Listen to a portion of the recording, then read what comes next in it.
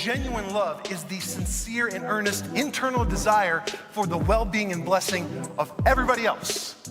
Genuine love is the full truth and grace of God, and genuine love is always outward-focused, action-oriented. That's what genuine love is. Because contrary to popular belief, Christians are not tossed and turned like waves and wind. We are what? Joyful in hope, patient in affliction, faithful in prayer.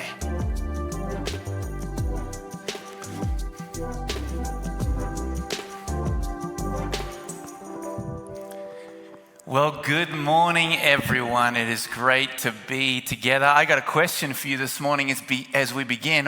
Why are you here? I am going to ask that in a way maybe you'll understand it better. Why are you here? You might have lots of different answers to that. It's Sunday time for church. Worshiping is part of my faith journey. I needed some inspiration. I wanted to be in community. My spouse or my mom or my dad said I had to come. There's nothing better to do today. I find that hard to believe. There's nothing better to watch online. I find that hard to believe. Or maybe the traffic cop just waved you in. Now, that is one of your answers, or your answer is like that. Let me ask the question again. Why are you here? Why are you living? Why are you breathing this morning? Is that question freeing for you, or is it a little overwhelming? Because contrary to popular belief, freedom is found in the answer. Here's good news. Jesus said, it's for freedom that you have been set free. He also said, if the Son has set you free, you are free indeed. What did he mean by that? Well, often freedom is associated more with political freedom or freedom from oppression. If you're my age or older, you remember Nelson Mandela being freed from 27 years in prison for standing up against apartheid in South Africa. We think of Martin Luther King declaring it ring from every mountainside, or the Berlin Wall come crashing down, or William Wallace screaming it out in the movie Braveheart. But what about freedom from living an ordinary life? What if freedom is attached just as much to your personal purpose as it is to all of those other things?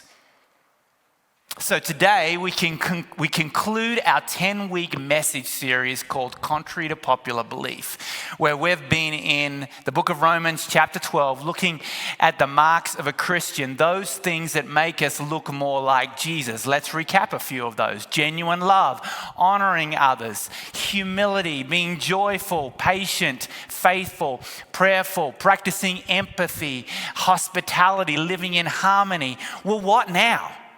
What do we do with these marks and these distinctives? How do we live? Why do we live? Well, I think the Apostle Paul was addressing that in these two verses that we're going to look at today to close out the series, Romans 12. We're looking at verses 11 and 13 when Paul writes, "Never be lazy, but work hard and serve the Lord enthusiastically. When God's people are in need, be ready to help them. Always be eager to practice hospitality." Paul is saying, don't slack off. Or as they say in the UK, don't hang about. Get busy, be ready. Be ready for what? We'll get to that in a moment. Be a contributor, not a consumer. Never be lazy. Well, contrary to popular belief, and this might be hard for some to believe that know me well, when I was an infant, I took a long time to actually start talking. You see, I had two older sisters who I just let talk for me. I let them do my bidding. So you could say at a very young age, I learned a little bit how to be lazy.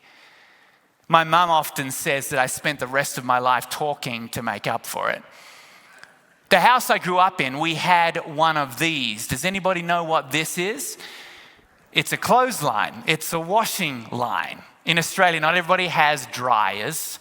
And those that do will often only use them when it's raining, when it's wet outside, and we hang our laundry on one of these. And we didn't have just one of these clotheslines, one of these washing lines. We had the quintessential Australian icon washing line that's called the Hills Hoist. And as kids, we knew it better for this activity. But we had a chores rotation in our home, a jobs list that us kids had to do. There were 3 of us. And my 2 older sisters were on the rotation for hanging the laundry on the line. And when I grew old enough, it was my turn to be on that rotation. Well, I have a confession to make this morning. When it was my turn, I would hang the laundry on the line so deliberately, badly, repeatedly, that the laundry would be found all over the yard and our underwear would be in other people's yards. And so guess who got taken off the rotation for hanging the laundry on the line? Guilty, lazy. So my job was the incinerator. Does anybody remember incinerators? This was when we were concentrating on widening the hole in the ozone layer, and we would burn combustible trash like papers and boxes. Sometimes a plastic container would get involved and it would stink. And we had this brick construction, and you'd shove it all in and you'd light it from the bottom and it would burn. We were raising a whole generation of pyromaniacs. It was really living. We don't do that these days. I digress. Never be lazy, Paul says. Never be lazy. And I would hope that in my adult years, I wouldn't be described as lazy, largely because of the people that I've loved and respected and watched work hard and serve enthusiastically. Those that I've loved and respected that have been intent on being a part of God's biggest story, that have lived life on mission and on purpose. And Paul doesn't just say, work hard, serve enthusiastically, because you can work hard and it suck the life out of you if you don't have purpose. In fact, Viktor Frankl wrote, life is never made unbearable by circumstances, only by lack of purpose and meaning. And he's referring to real freedom there. And Paul's referring to real freedom in our text today also, because real freedom, true freedom, is found in something worth living for. Real freedom is found in something worth living for and dying for. It makes me think of theologian Dietrich Bonhoeffer, who lived in Nazi Germany and was martyred for his faith. And on the pathway to his death, he had such inner freedom and purpose that no SS officer or Hitler himself could ever take away from him. We think again of Martin Luther King, who was sustained by a dream of equality and freedom. And then our greatest example of all, Jesus himself, who lived and taught and died in Roman occupied and oppressed Judea. He gave up his life willingly so that we could know eternal freedom and purpose, because we all crave purpose and mission. It's the only reason I can think of that our former lead pastor, Rick, 20 years ago, convinced me to leave Sydney, Australia, one of the best cities in the world, and move to Longmont, Colorado. I mean, think about it. The harbour, the Opera House, Bondi Beach, Bondi Rescue, the climate, Main Street, and Pioneer Pies. For those who have been around long enough, you'll remember that Pioneer Pies was about the only restaurant we had 20 years ago. Now, I need to be fair. We've got the Flatirons and the Rocky Mountains, and we've now got Ozo Coffee and Twin Peaks Mall. Seriously though, we have LifeBridge Christian Church, and we are saving lives. We're a part of introducing people to Jesus and taking next steps, and I couldn't be more excited to be a part of the purpose and mission of this church and what God is doing through all of you and through Matt's leadership. I mean, it'd be nice if the Broncos could have a winning season. Is that too much to ask? Or at least an offensive line? I mean, maybe they'll do the same this week as they did last week. Again, I digress. Because we crave purpose and mission. Back in the early 1900s, there lived an Antarctic explorer by the name of Sir Ernest Shackleton. Now, I don't want you to mock me about the way I say Antarctic, because it does actually have a T in it, and I know a lot of you say Antarctic, but I'm actually from the region. I grew up in a port city called Hobart in the state of Tasmania, and we would have Antarctic ships docked on their way to or from the Antarctic. And in fact, my late uncle spent 2 years on a base down there doing research. Again, I digress. But Sir Ernest Shackleton, near the turn of the 20th century, led a fateful mission on a ship called the Endurance to the South Pole that sadly didn't endure when it got caught in pack ice and crushed, leaving the crew camping out on the ice until there was enough meltage that they could launch their lifeboats and be saved on a remote island. Shackleton's voyages and explorations still intrigue historians to this day. Legend has it that when he was putting his crew together for the Endurance, he ran an ad in the local paper that read, "Men wanted for hazardous journey, low wages, bitter cold, long hours of complete darkness, constant danger. Safe return doubtful, honor and recognition in event of success." Supposedly 5,000 men responded to that ad. 27 were selected. Back in the days when boats were made of wood and men were made of steel, one Twitter writer posted. I say legend because while the expedition can be verified, the ad cannot, but it has still captured the hearts and minds of millions over the decades. Why? Because we crave purpose and mission. Whether or not 5,000 men responded, 27 still went, and honor and recognition is not worth any of those things that Shackleton listed. But why? All 27 survived after 500 days at sea. We crave purpose and mission. We still do. And we did back in gospel times when Jesus chose his 12 disciples, those that would spend the most time with him during his ministry here on earth, that would learn the most from him, and listen to how he chose some of those 12 in Matthew's gospel, chapter 4, verses 18 to 20. While walking by the Sea of Galilee, Jesus, he saw the two brothers, Simon, who is called Peter, and Andrew, his brother, casting a net into the sea, for they were fishermen. And he said to them, "Follow me, and I will make you fishers of men." Immediately they left their nets and followed him. That's not normal.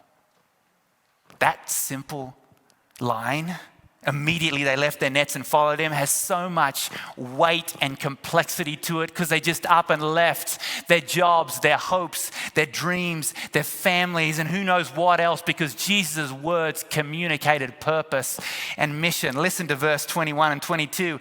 And going on from there, he saw two other brothers, James, the son of Zebedee, and John, his brother, in the boat with Zebedee, their father, mending their nets. And he called to them.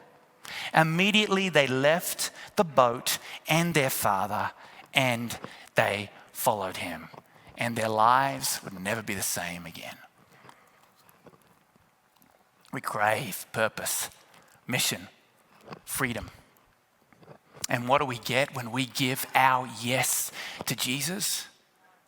The same as Andrew, Simon, Peter, James, and John. You know, I remember when I gave my first yes to Jesus.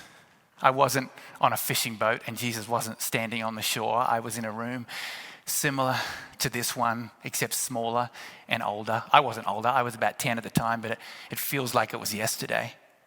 And there was a person up front communicating Jesus' invitation to each of us to follow, and it felt like he was talking directly to me, and I made a choice that day to say yes to that invitation. I remember telling my grandfather, who's a pastor, about my decision, and him saying to me, "You know, Tim, that first yes is the sweetest yes of all. But nearly just as sweet is the next yes, and the next yes, and the yes after that, and all the yeses you will give to him across the journey of your life as Jesus invites you onward." Back then, I didn't know what grandpa meant. I know now. And I also know how I ended up here in Longmont, Colorado. Do you need to give him your yes afresh today? Maybe it's that very first yes to his invitation to follow him, and we would love to come alongside of you in that. And we'll tell you how later in our time together this morning. Or maybe it's one of those other sweet yeses as Jesus invites you onward in the journey. Because God does great things when we give him our yes. when we work hard, when we serve him enthusiastically, when we do to the best of our ability what he has created us and called us to do, that equals worship. I've said this before, I'll say it again. I have a great real life illustration of that over and over again in the season of parenthood I'm living. When I watch our two boys excel on the football field or on the basketball court using the talents they've been given, I get so proud. That's why I say to them, hey, a win would be nice, but that's not what's important. Just shine out there in character and skill and effort. Leave it all on the court or all on the field. And what stops us from doing that in life?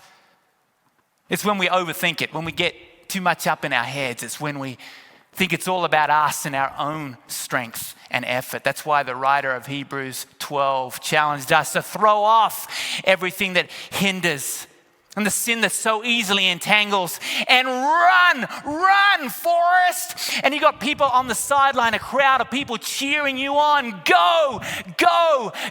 And the writer of Hebrews describes it as a whole cloud of witnesses. And I know what my boys do in tackle football when they've got the ball and there's a hole and they are headed to the house, to the crib, to the end zone. They run. And I've got news for you. If you've given your yes to Jesus today, you've not only got purpose and a mission and a freedom, but you've got the ball and you've got a responsibility to run.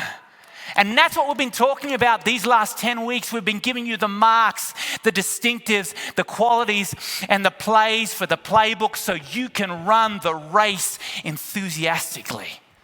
And Paul's giving us a play this morning. He's basically saying, run to people in need and be ready to help. Be ready to help, and you won't have to look far because the game is coming to you. The game's coming to you. Be ready to help those in need. Be a helper. I love to help. For anybody who's familiar with the personality profiling test, the Enneagram, I test repeatedly as a type 2, which is described as the helper. And I love to help, to come alongside, to support, to solve problems. And on my unhealthy days, I like to help a little too much. And I have to tell myself, back off. It's not about me. It's about them. It's about him. It's about you. It's about him. And helping can mean just showing up and not fixing. Helping can mean just being and not doing. Helping can mean listening and not talking, supporting, not saturating, loving, not judging. One of the most powerful questions you can ask is, how can I help? Asked and answered honestly and acted upon humbly is another pure form of worship. And Paul gives us a play for our helping playbook in our text today. Matt talked about it a couple of weeks ago in his message entitled The Secret Weapon. Go back and watch it if you missed it, where Paul says, always be eager to practice hospitality. And we're not talking about big dinners and putting on big dues. That's not my bag. I know people who are great at that, and that's fantastic, but don't shoot on yourself. Now, Matt Wright talked about this a month ago about not shooting on yourself and being careful how you say that. Don't be doing, I should do this or I should do that. Just hang out with people. Just do life with people. One of the things I've loved about pastoral ministry over the years is when I've had the amazing opportunity and privilege to walk end-of-life journeys with people. People who know that their death is near. Being there for them, checking in on them, supporting them, helping them process, loving their loved ones and learning from them.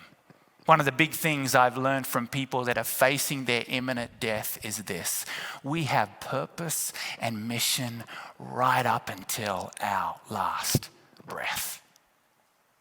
Helping and hospitality means serving. And it starts with those closest to us and putting other people's needs ahead of our own. How do we do that with those closest? Well, let me talk to the married people in the room for just a moment. Our relationships can be transformed when we equally put each other's needs above our own and focus on serving each other.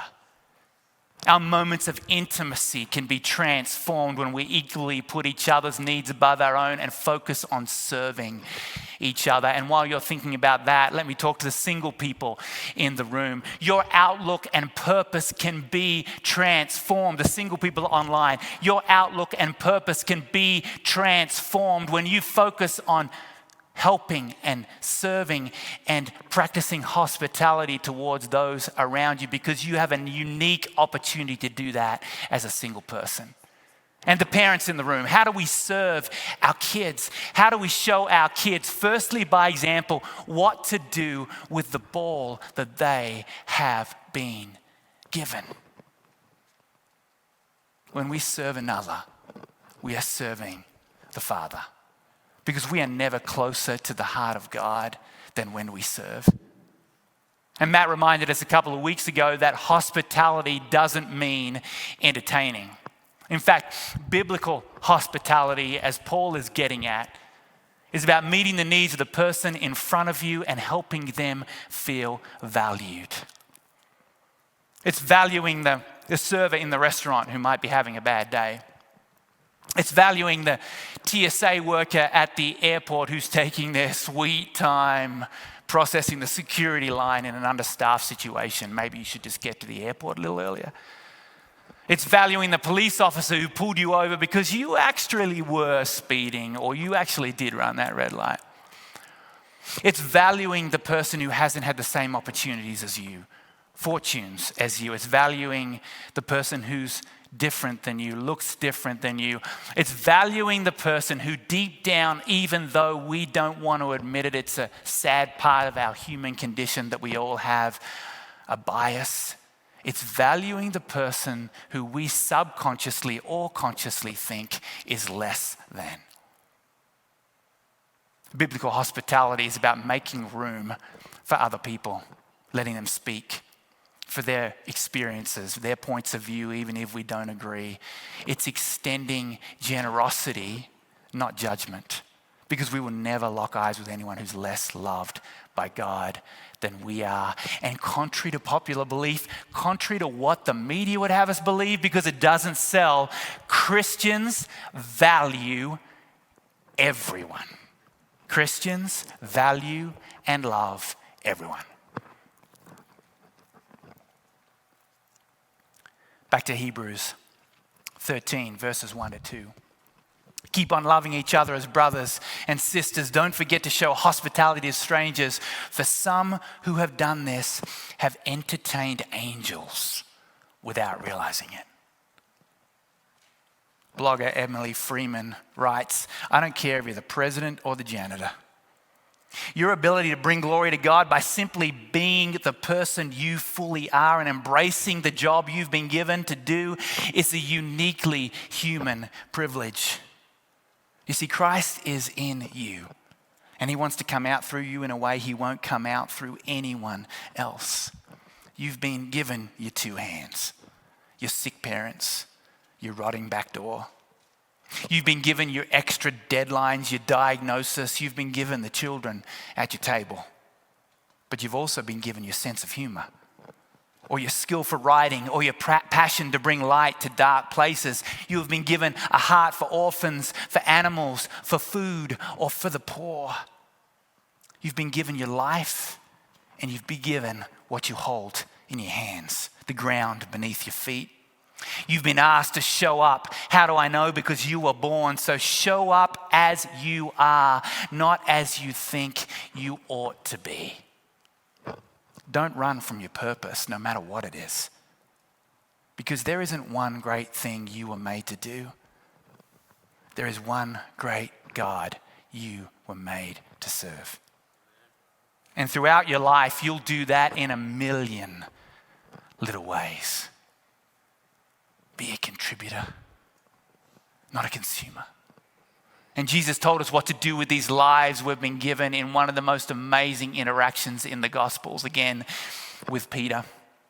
This time on a beach, amidst the smells of fresh fish, cooking, breakfast, wood smoke. Jesus' words came crashing through Peter's inner monologue of shame, regret, self-judgment, self-loathing, because Peter had denied Jesus. He betrayed Jesus in the worst possible way with his words, because words and language matter and are powerful. And 3 times Jesus asks Peter, do you love me? And let's back up the clock a moment to a few moments ago in this message, but also to a few years ago in Jesus' ministry when Peter heard Jesus for the first time, saw him for the first time and gave him his yes. And right here on the beach, he gives him his yes again, 3 times. Powerful. Yes, Lord, I love you. Yes, you know I love you. Yes, I've told you I love you. And then 3 times Jesus tells Peter what to do with the rest of his life, and he's telling us too when he says, feed my sheep, feed my lambs, feed my sheep. Work hard, serve enthusiastically, be ready to help, practice hospitality. And Peter goes on to build the church, and we get to be a part of that amazing purpose and mission too. One more time in Hebrews, this time chapter 10, verses 23 and 24. Let us hold unswervingly to the hope we profess, for he who promised is faithful. And let us consider how we may spur one another on toward love and good deeds. You've got the ball, don't hang about, run. And then there's that imagery there in that Hebrews passage of spurring you on.